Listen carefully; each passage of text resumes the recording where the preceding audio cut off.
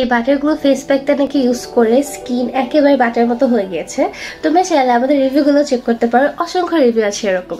Hello, this is জানাতো Sneha from industry shopping world. So recently আমার most demanding একটা face pack হচ্ছে বাটারগুলো ফেস প্যাকটা, যেটা আমি নিজেও ইউজ করি। You guys know that, because এইটা হচ্ছে আমার একটা ফেস প্যাক যেটার ইনগ্রিডিয়েন্ট আমি রেখেছি kojic acid, glutathione, collagen, vitamin A, vitamin C এবং হচ্ছে পার্ল এক্সট্রাক্ট। সো এতগুলো যে ইনগ্রিডিয়েন্ট আছে, এই ইনগ্রিডিয়েন্টগুলো স্কিনের ভিতরে কিরকম কাজ করে তোমরা চাইলে গুগল করেই দেখতে পারো।